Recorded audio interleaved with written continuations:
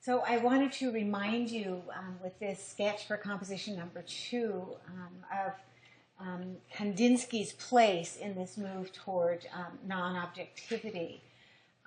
This work, for instance, is about 2 years after Les Demoiselles d'Avignon, but it's being done really very much in isolation, that he is already moving toward a highly abstract art that's very different from what we eventually, or what we saw in Paris in 1907. But the fact is that it is Cubism that is the most profoundly impactful in terms of the development of the visual arts in the early 20th century. And I just want to read to you a quote that I read to you last week. The Cubist movement was a revolution in the visual arts so dramatic that the way in which images could be formalized into a painting changed more between the years 1907 and 1914 than they had since the Renaissance. In essence, because of Cubism, we are going to see modern painting, and to a large extent, of course, this will influence sculpture as well, move predominantly toward the abstract and the non-objective. The concept of abstract art, especially in painting, that is independent of the natural world or illusion, certainly is something that evolved out of some of the theories of the 19th century. I want to remind you, and his quote was on your test on Monday, Maurice Denis, the Nabi painter, said in 1890 that, quote, a picture before being a war horse, a female nude, or some anecdote is essentially a flat surface covered with colors assembled in a certain order. Around the time of the First World War, 1914, artists in Europe began to produce non-objective art. We've already seen that move in Kandinsky's work, the movement toward non-objectivity, but still balancing tenuously a relationship to the natural world with some traditional kinds of images, for instance, the rider, the horse and rider, the figural type images here, other images that look like sort of humanoid forms, but are moving toward greater and greater abstraction, even though we also feel as though we can, to some extent, read a landscape in what we are looking at. During the same period in Paris, as we saw last week, Fernand Léger, Robert Delaunay, Franciszek Kupka were painting highly abstract works based in a knowledge of Cubism that would take them beyond into the non-objective.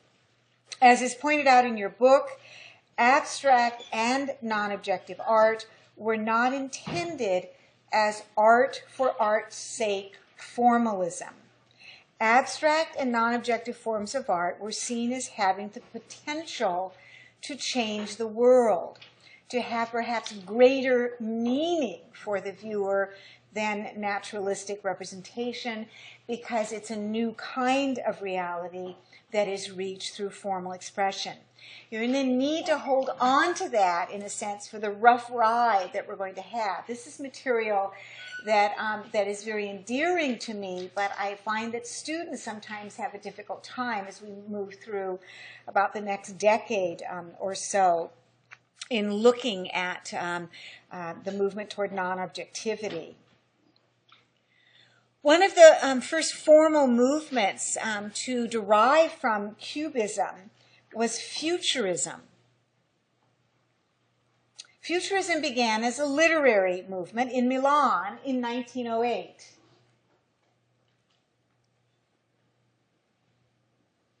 A number of young intellectuals spoke against the status quo, since they perceived that all of the traditions of the past led to the decline of Italy in the 19th and 20th centuries. They put out a series of manifestos, and they were publishing them beginning in 1905. But the major Futurist Manifesto was published in 1913.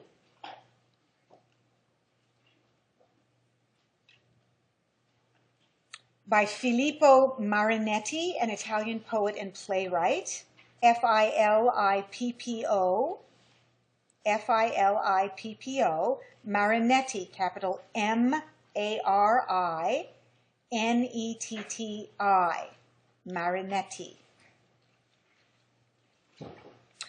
He wrote, "We declare that the splendor of the world has been enriched with a new form of beauty, the beauty of speed. A roaring motor car which looks as though it is running on shrapnel is more beautiful than the winged victory of Samothrace.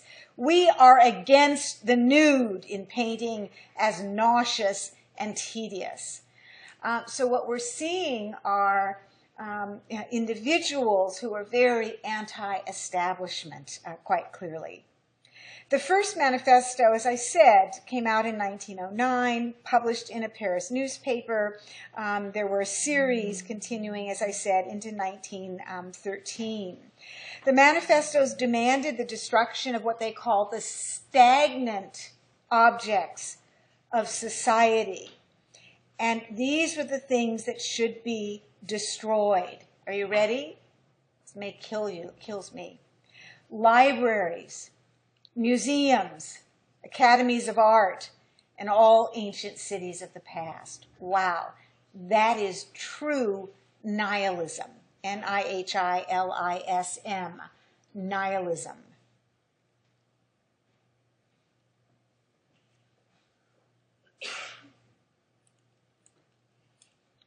Perhaps because the world was headed toward war in this period, war was described by the futurists as, quote, the only true hygiene of the world.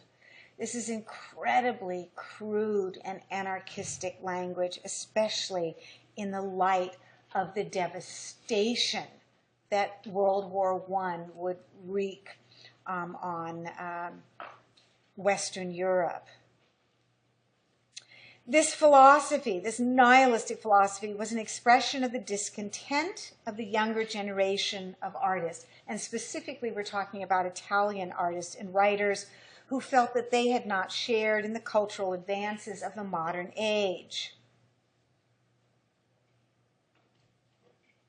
There are a number of artists associated with the Futurist movement. We're going to just look at a couple of them.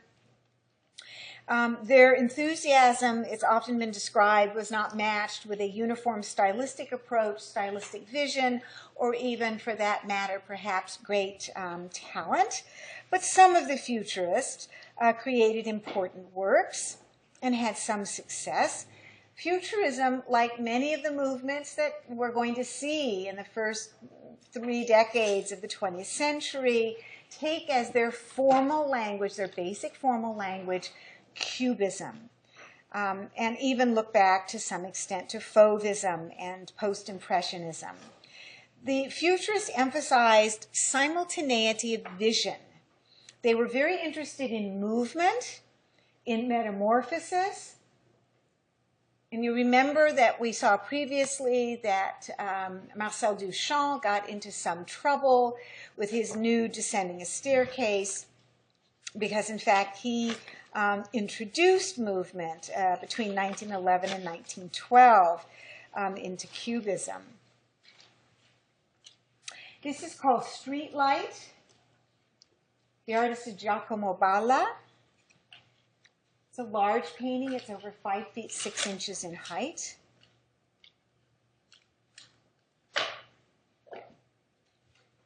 Balla had studied music as a child and was mostly self-taught as an artist. He had been influenced by Georges Seurat, by Post-Impressionism, specifically Pointillism, and I think one gets the sense in this work of the kind of rhythms and repetition of Pointillism. He was one of the founding members of the first wave of Futurist painters, whose primary objective was to represent movement and to glorify modern technology. So what does Balla choose to paint?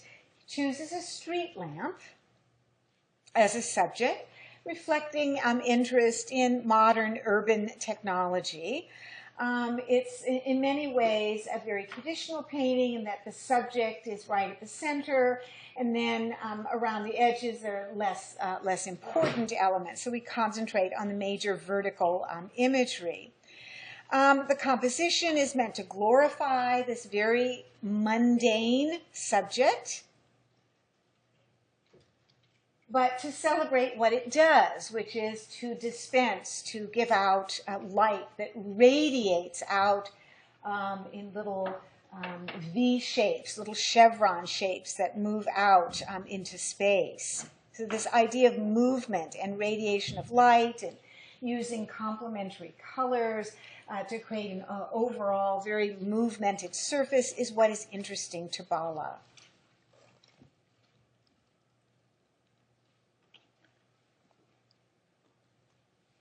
Perhaps a slightly more interesting painting, both in terms of the style and the more complex subject, is this work, The City Rises by Umberto Boccioni. Probably the finest artist of the group.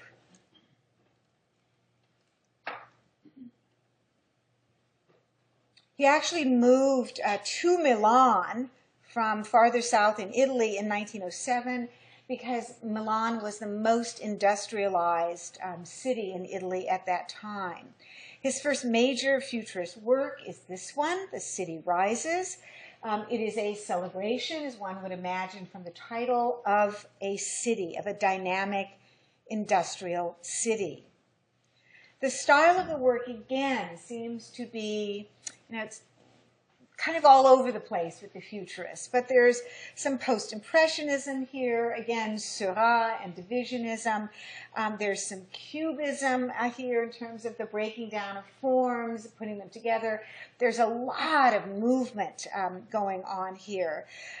We can see, well, what is it that we can see? Well, we see dynamic labor in an industrialized society, but we also see a reference to classical mythology. Because, yeah, you are seeing a great big horse here with wings, and this is Pegasus. So there's this kind of reference to this powerful creature, representative of modern industrial society. We see workers who look like they could be working on a line in a factory.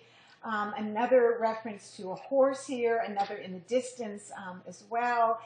It looks like factories in the background. I mean, in many ways, this is a very confusing kind of work, but one which emphasizes action and disintegration of form. So it's very, in many ways, very unlike Cubism, which tended to build in terms of geometric units of form.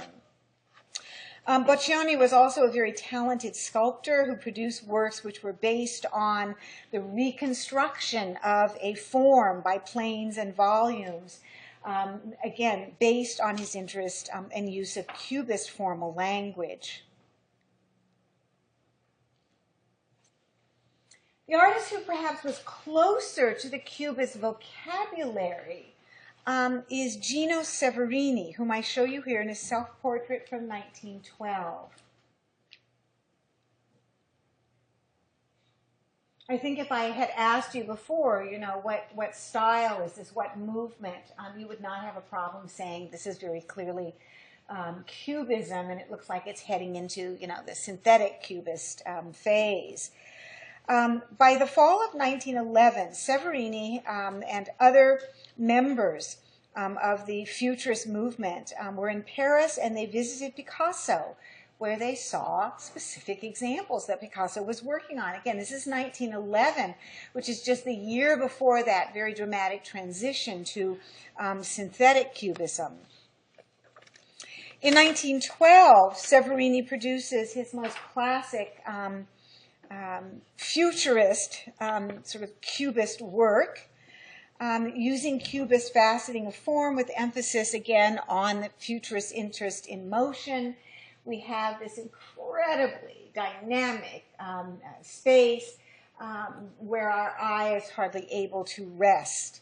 What is the subject? Well, it says it's the Bal Tabarin. And the Bal Tabarin was a dance hall in Paris. So this is nightlife.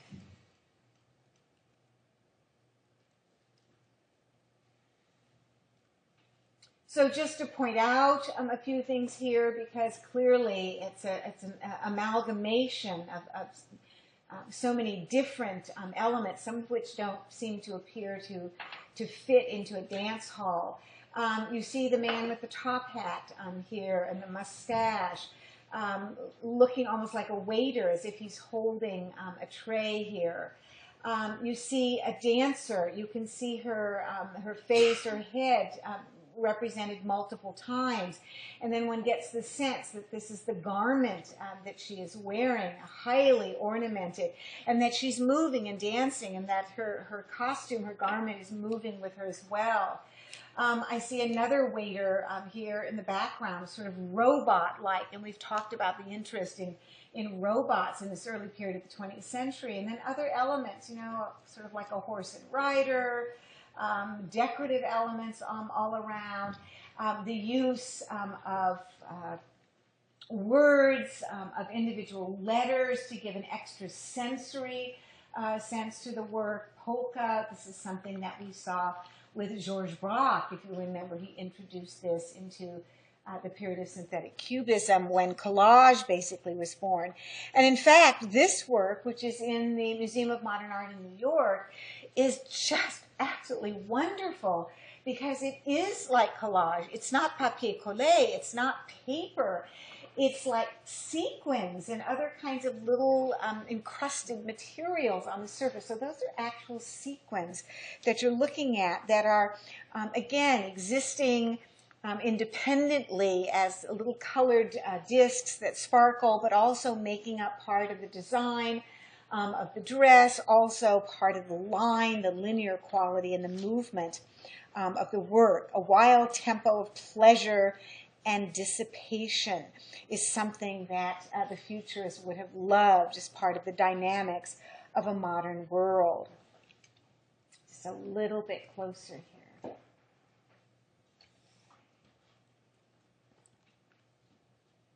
With Italy's entry into the First World War in 1915, an event which was ardently promoted by the Futurists and by Marinetti, the official movement ceased. It ended. Although individual members were involved in producing war propaganda, and Boccioni himself died while serving in the Italian army. Russia, you see the Russian Empire in pink represented on this map, increasingly begins to modernize and open up to the influence of Western Europe by the end of the 19th century. We've already seen that someone like Vasily Kandinsky actually will leave Russia eventually. He will have much of his training there, but he needs to leave in order to see the more progressive art that's being produced, for instance, in Germany. In contrast to the cultural backwardness of most of the country, however, it is Moscow that is filled with the most educated intellectuals and artists. And here's Moscow right here.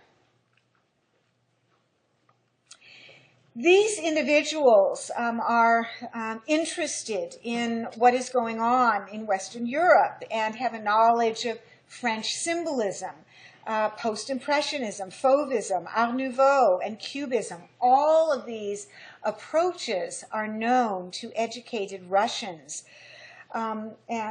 Certainly, although it's true that until the First World War, Russian artists typically went to study and work in Paris. Remember that Kandinsky, as I said, had gone to Munich.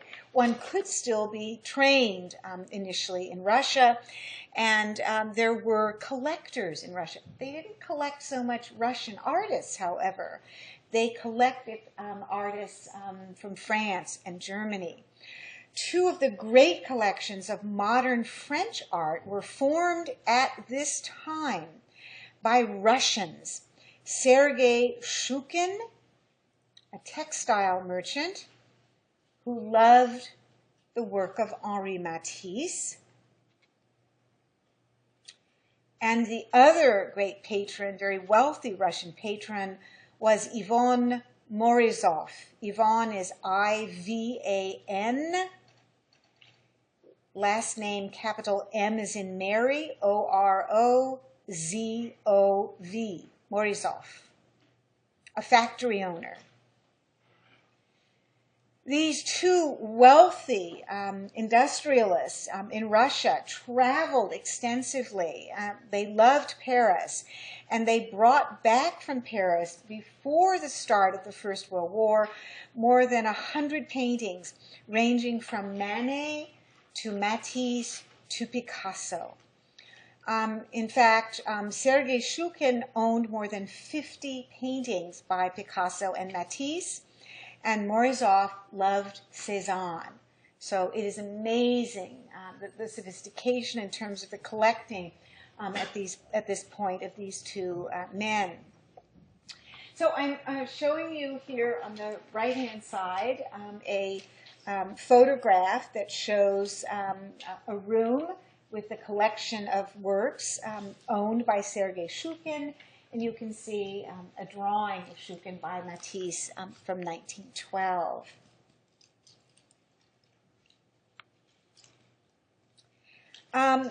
World War I actually put an end to Shukin's trips to Paris and to his collecting.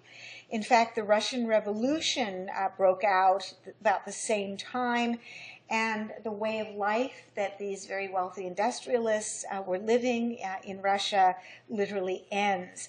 Their collections were nationalized, that is, taken over by the government shortly after the revolution. And in fact, you see their collections today in St. Petersburg and in Moscow, and they are mind-blowing that they were collecting prior to 1914.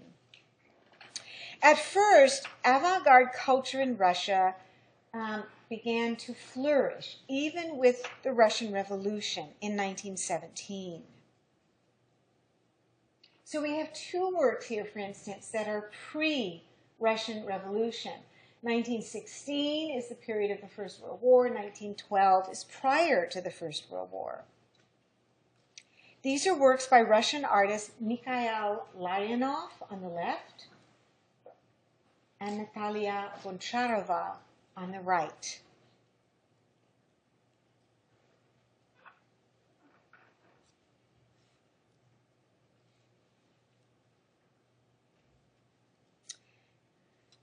These artists were working in a kind of Russian folk style of art. They were known in Germany. They had exhibited in the second Blaue Reiter exhibition in 1912. But in that same year, Larionov and Goncharova started a movement of their own called Rayonism, R-A-Y-O-N-I-S-M, which was based in its formal language in Cubism and Futurism. In 1913, Larionov said, quote, "The style of Rayonist painting promoted by us is concerned with spatial forms which are obtained through the crossing of reflected rays from various objects and forms which are singled out by the artist." So this is an interest in light, seemingly, but again, using the Cubist approach to representation. In the work on the left-hand side, the Rayonist composition, we get perhaps the most abstract work of this period by Larionov. Again, angles of light crossing over each other, but establishing a direction from the lower left-hand corner to the upper right. Goncharova's work is more closely allied to an understanding of an absorption of Cubism. But again, like the Larionov, emphasizing the dynamics of light and the reflected or refracted light. The works have been described as early examples of an interest in the sensation of the fourth dimension. What's the fourth dimension? What's the fourth dimension? Time. Yes, time, exactly. In the painting of linen, which basically is showing us shirts and collars that have been starched and ironed, Goncharova is producing a work which seems to very quickly understand the development towards synthetic cubist compositions. She even incorporates Russian Cyrillic alphabet letters into the work, so it's simply translating over, in essence, from Georges Braque and Picasso's use of those letters.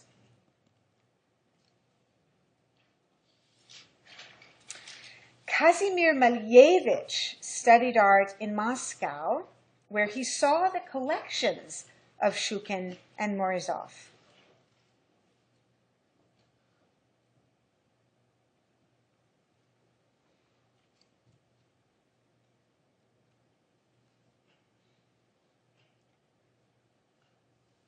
He visited Paris in 1912. He saw Cubism in Paris.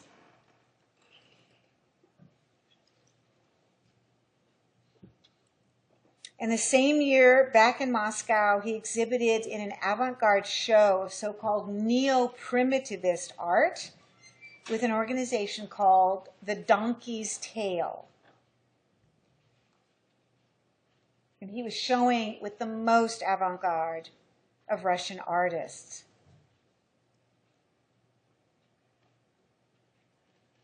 Now hold on to your hat, because although I haven't shown you really early works by Malevich where we would see him a little bit more representational, this is about as close as you're going to get to representational art in Malevich around 1912. He called his style Cubo-Futurist, so again, the influence of both the language of Cubism and Futurism. So what is a samovar? Anyone know? It's a samovar. So that's what this is.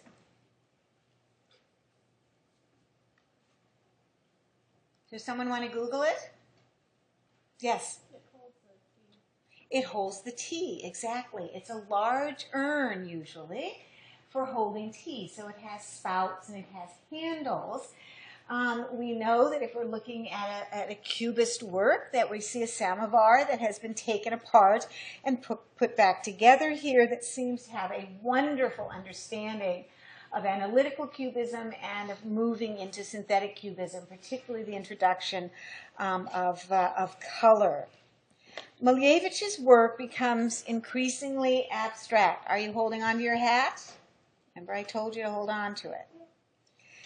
This is a work called Composition with Mona Lisa, 1914. This is, by the way, in part collage, traditional oil painting and collage.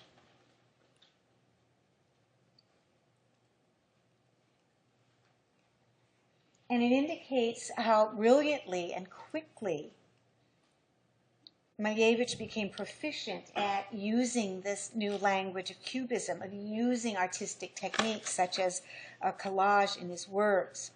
It's also a wonderful and very confident message to Western European tradition, because there is a torn image of the Mona Lisa, and you notice that her face and upper chest have been crossed out, if you like, or have red X's over them, referring perhaps to Malevich's rejection of Renaissance art and Renaissance tradition. So that has, of course, represented by the Mona Lisa. It has a lot of meaning in terms of where we have been moving in terms of representation in art.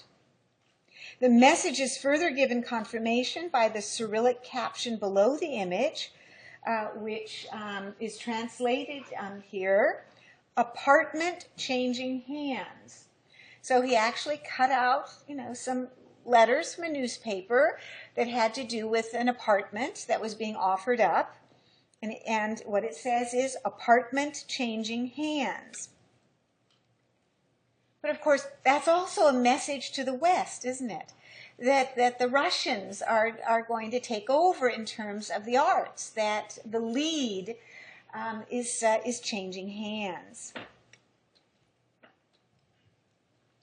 There's also some hand lettering up above in Cyrillic script that says partial eclipse, references perhaps to the Russian avant-garde attitude of eclipsing the old, again, the West, to make way for the new.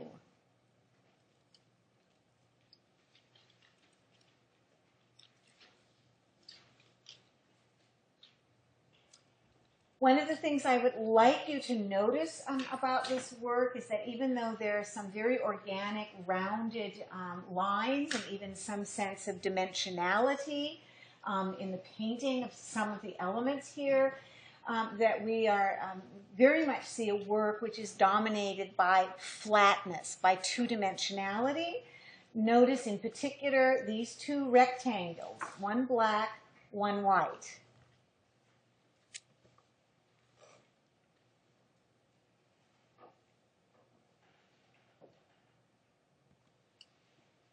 Within a year, Malevich had advanced a system of painting which involved pure geometric abstraction.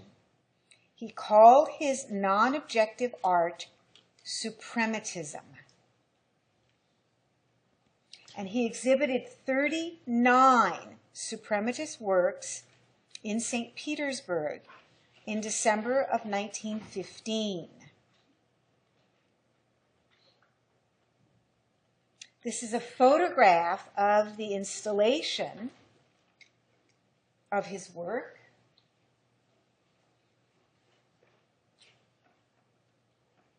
Suprematism for Malevich meant the supremacy of pure feeling in art.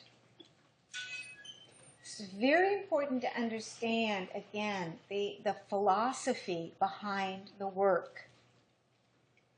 Like his fellow Russian, Vasily Kandinsky, Kazimir Malevich wrote about the impact of the discovery of subatomic particles as undermining any sense that he ever had of the visual world being truth or reality. Malevich stated that exterior appearances offer nothing of interest to him. They're not real. So exterior appearances, the natural world, offered nothing to him. That in fact, what he was trying to make in his art was going to reflect on a higher spiritual level, on a kind of spiritual revelation. What you need to understand is that Kandinsky was of a similar mind. Remember, Kandinsky's great book was called Concerning the Spiritual in Art.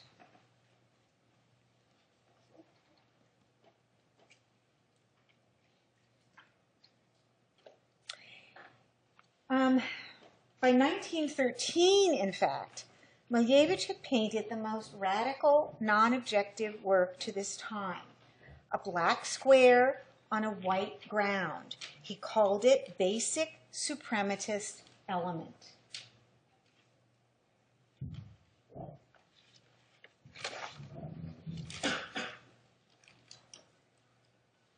Similar and certainly very much in the same vein as some of the works we see in the installation from 1915 is this emphasis on geometric form, on shape and color and the formal relationship of shape and color, and really eliminating color, if we talk about color, for instance, in the context of Fauvism.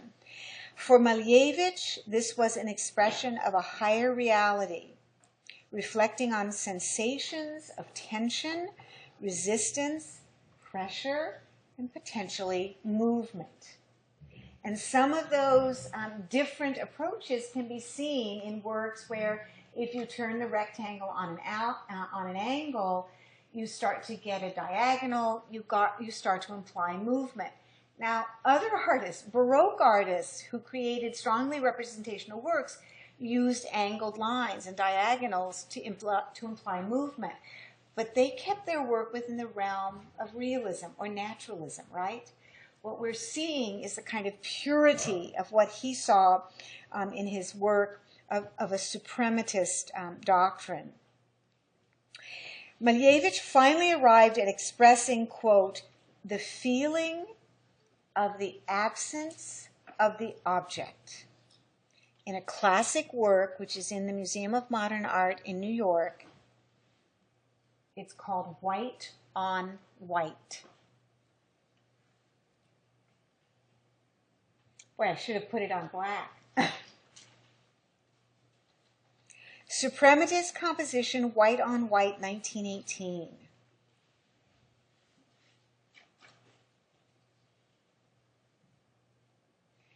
I guess the only thing that I'm hoping here from you is that you're saying, oh, I understand.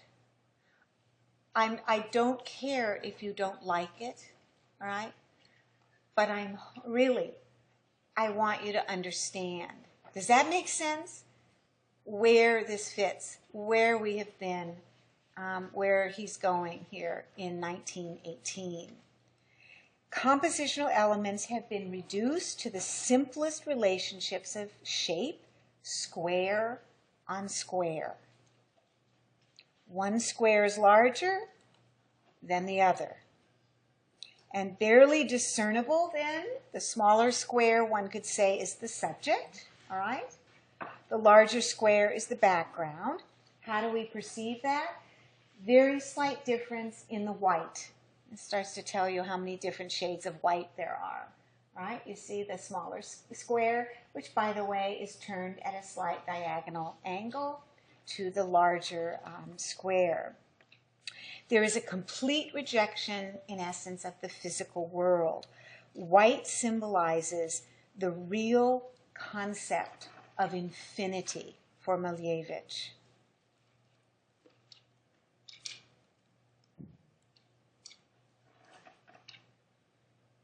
Okay, so when I say you understand it within its context, I hope that when you're in the Museum of Modern Art and you're standing in front of this painting, looking at it, and someone says nearby, my kid could do that, that actually you could turn to them and say, actually not.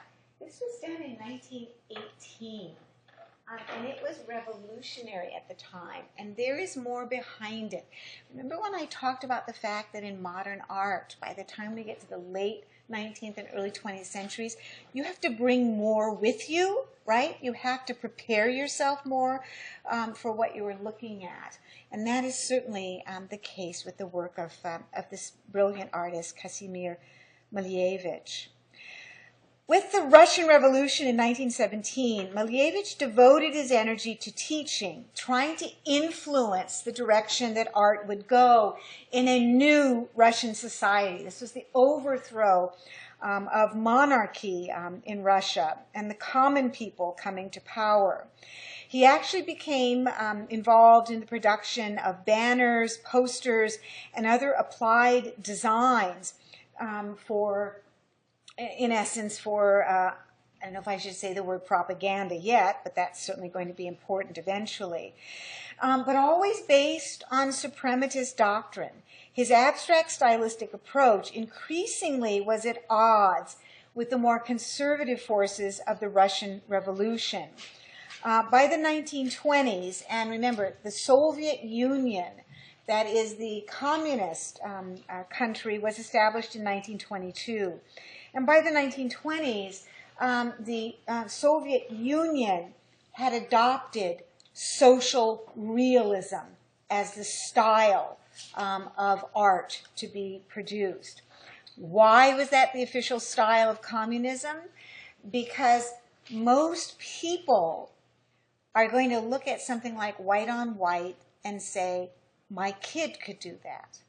So if you want them to believe what you're trying to tell them about their government, about their way of life, they need to be able to read something that makes sense. And so what we begin to see is what is called social realism taking over in Russia. And that's represented by this poster from 1918 to 1922. Now there is some sense of abstraction in terms of the design, but you can see that it's dominated by the people on the left, and then the aristocracy and the church on the right, who basically are being kicked out. Is it easy to read what's going on the upper left-hand side? Yes, you can read the propaganda up there on the left. But on the right-hand side, you have a poster which is so exceedingly abstract. This is by Elizitsky, that unless you knew, again, the social situation and context, you might not understand it.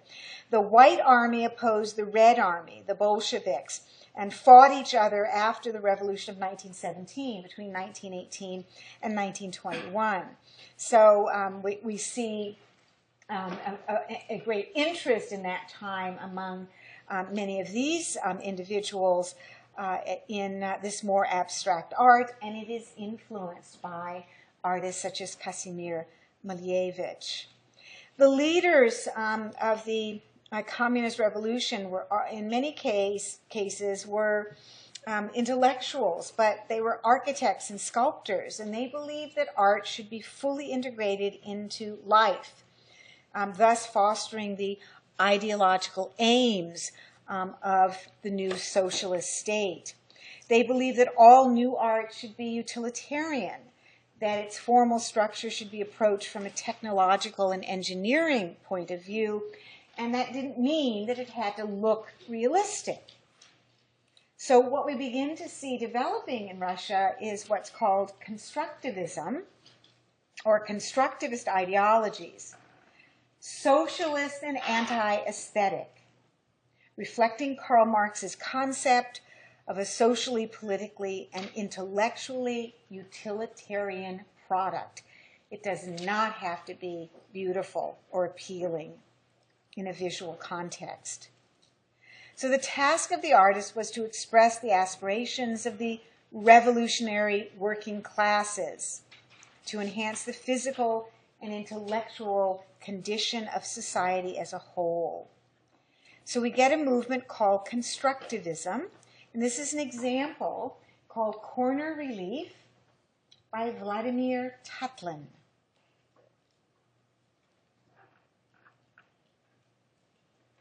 Constructivism, for the most part, was based in sculpture and sculptural tradition, and derives in part from a knowledge of Cubist sculpture, which Russian artists were very much aware of, particularly through Picasso's experimentations. Like Picasso, who inspired them, Russian sculptors began to use different materials that had not previously been used for sculpture. So they used sheet metal and rope and glass and found objects. And you get that kind of Cubist experimentation with technique and materials. Again, that's based in Picasso. Tatlin had, in fact, seen some of Picasso's works in Paris in 1914, and that includes his experimental sculptures. So he comes back and he produces Corner Relief. He uses a work that reflects not on capitalist ownership, but on a kind of socialist tradition, and his works are increasingly non-objective. Again, this is part and parcel of this historical period. Oh, I wanted to say one more thing about the Corner Relief. When you think of sculpture, you tend to think of sculpture being placed on a pedestal, or it could hang on a wall or be placed on a table. This was meant to be hooked into a corner. So again, thinking in a kind of revolutionary way, thinking in a very different way from what we would normally expect. In 1919, 2 years after the revolution, the People's Commissariat for Education asked Vladimir Tatlin to design a monument to honor the Third Communist International. This is the model, or the maquette, for the monument to the Third Communist International.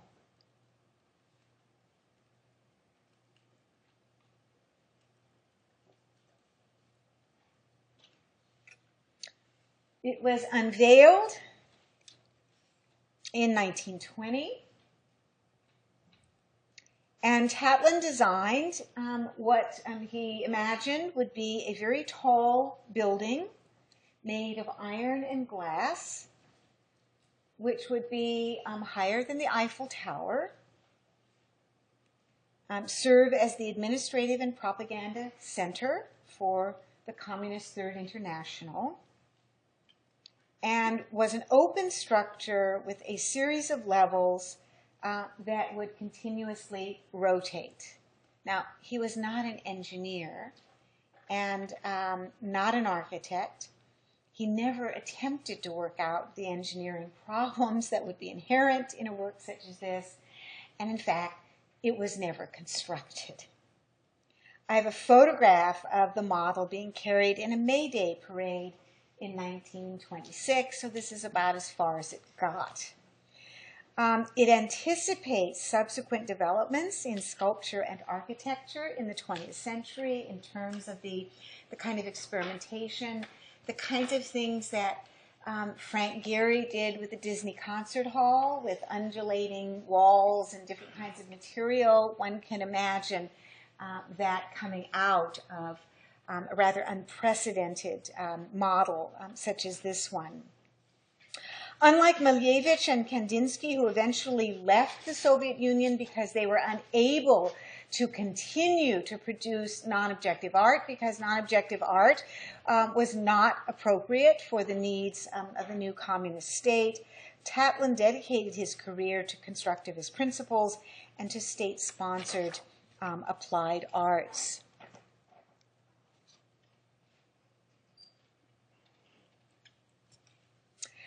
Among the purest of the non-objective movements and the most cerebral and idealistic is the Dutch movement founded in Amsterdam in 1917 called De Stijl, meaning the style.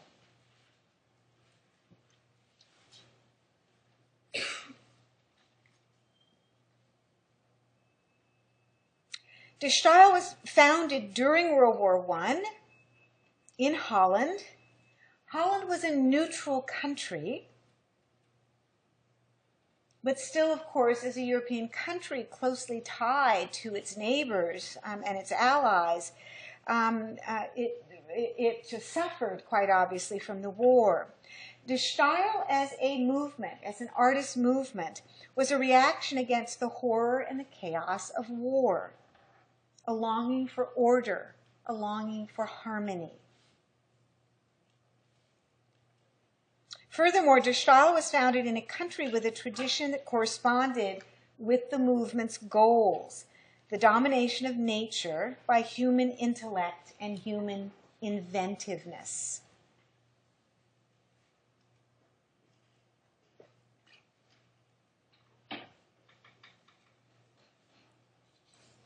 The artistic purism of De Stijl is related also to the Dutch tradition of religious Puritanism. Just as 16th century Dutch Calvinists entered churches and destroyed images, feeling that they detracted from the worship of God, De Stijl artists rejected images directly from nature. In other words, they rejected realism or naturalism as we have come to define it, and embraced abstraction, non-objectivity.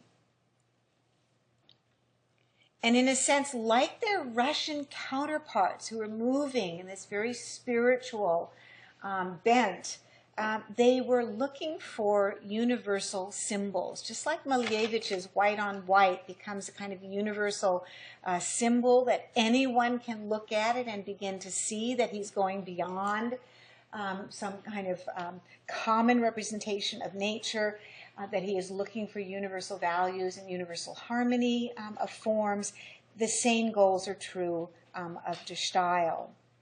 The formal means of visual expression were limited to the straight line and the right angle, horizontal and vertical, and to three primary colors: red, yellow, and blue.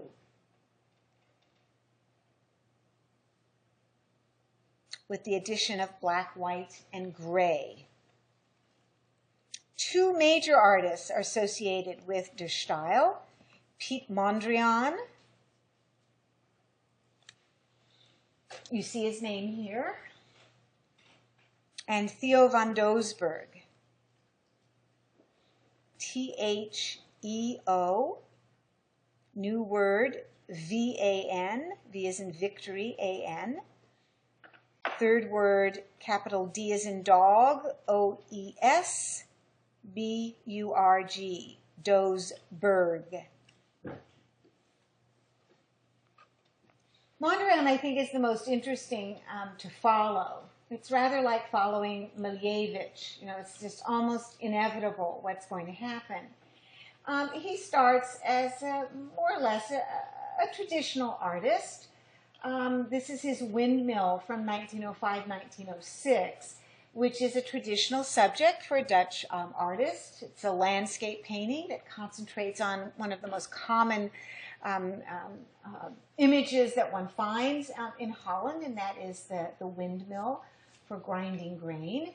We can see that it's on water, that there is a bridge going past it. This, by the way, is a little bit dark, but in any case, I think you can mostly see it. Order and calm are already typical of Mondrian's work, and what I mean by that is, please notice the predominance of horizontal and vertical lines. The paddles of the windmill could have stopped or could have been painted at a diagonal, right? They just move around a little bit, but they are horizontal and vertical, basically.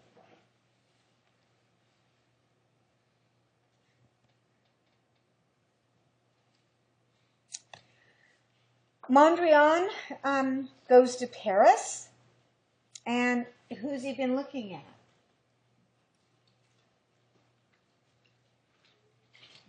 What happened here? Who did he look at? Cubism, right? It's all tied into Cubism at this point. So this is called composition number 3, Tree, 1912-1913, in which we see the influence of Picasso. Highly disciplined, structured style. Focus here on, again, a traditional subject, a tree. Do you see the trunk of the tree? You find the trunk of the tree? Where should the trunk be? You're looking all over the painting for the trunk of the tree as if it's going to float up in the sky, which it could. Where's the trunk? Right here, yes? So you see there's a little more color, a little more interest in terms of the patterning of horizontal lines here. And then we start to see elements spreading out. So we start to see the branches, yes, and then all of the leaves of the tree.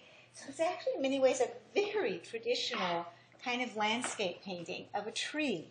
But of course it's in a Cubist style, a kind of faceting concentration of color of the palette, very much based in the analytical Cubist palette. By this point, by 1913, Mondrian began to feel that, quote, Cubism did not accept the logical consequences of its own discoveries. Cubism did not accept the logical consequences of its own discoveries. For Mondrian, this wasn't far enough.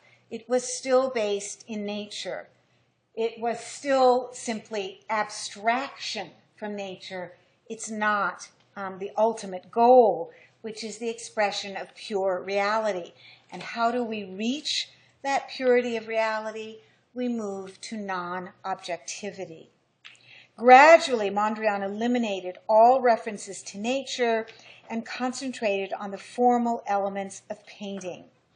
This is called composition number 6, 1914. Does he say this is a tree? No, he's not going to tell you that anymore because he's not working in that vein any longer. He is opposed to illusionistic realism. The title makes no reference to nature. One critic described the works of this period for Mondrian as abstract cubism. think it's an interesting way of looking at it. Mondrian became obsessed by the implications of the vertical-horizontal opposition, and he literally spent the rest of his artistic career exploring what can you do with the opposition of horizontal and vertical lines. He wrote about his theories on art and moved forward with a movement which he called neoplasticism in 1920, a new phase of Der Stil. Neoplasticism. Plasticism is capital Plasticism. And he defined it with the following statements. So what is neoplasticism? All painting is composed of line and color. Line and color are the essence of painting. They must be allowed to exist independently of nature.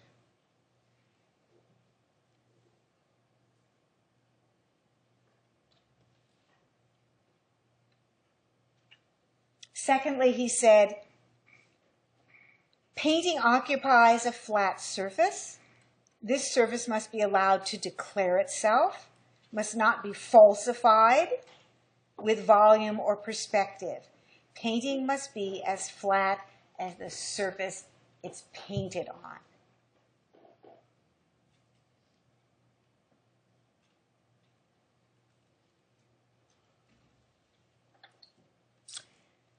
He went on to say, the simpler the form, the more universal. The simplest form of all is the rectangle.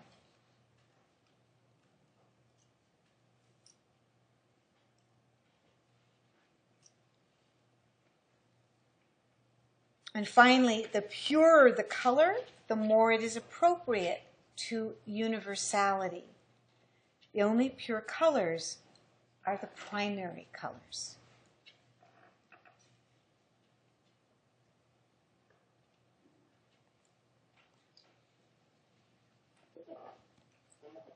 Could you imagine spending your career from this point on fascinated with the possibilities of horizontal and vertical lines? He reduces the color scheme to the primaries. He's attempting to find the kind of total unity of background, foreground, midground, space and form. He eliminates any distinction, which actually isn't completely true. This is composition color planes with gray. But he plays with us as well. So this is tableau 2 with yellow, black, blue, red, and gray. And I would argue that he does some really interesting things, again, to create kind of tension and interest in the work. So for instance, notice this red rectangle is behind the black lines. Yes? Yes. So, he's not completely eliminating that sense of dimensionality. He's playing with the kind of infinite potential of arranging lines and color. He liked to draw a line and then stop it before it reached the edge of the canvas, here. So like Cézanne, in a way, we finish it off, or we start to see the way, these two rectangles sort of bleed, quote unquote, into each other. He creates a dynamic balance of vertical and horizontal linear structure with primary colors. He doesn't use traditional modeling and perspective, but there is, to some extent, a sense of depth in his works. His compositions, by the way, were meant to be hung without a frame, because he said what he was painting was a universal reality, and that it shouldn't have a frame on it because that isolates it. There's no frame because what he just painted is simply continued out into the rest of the space. become that the rest of the world is like an extension of the painting. For Mondrian, this art, based in abstraction, was expressive of a higher mystical unity beyond everyday appearances. To show you what a purist he was, I show you one work here by Theo van Doesburg, who was associated with Mondrian in the De Stijl movement. This is called Counter Composition number 13.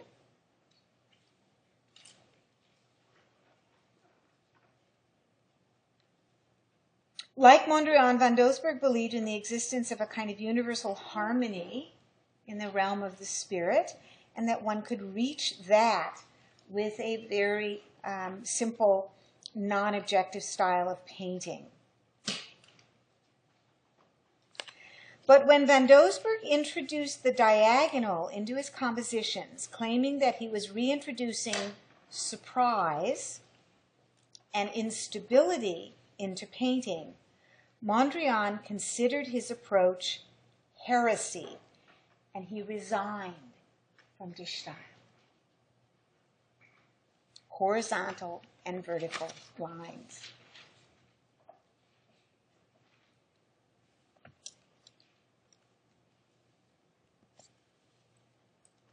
Okay.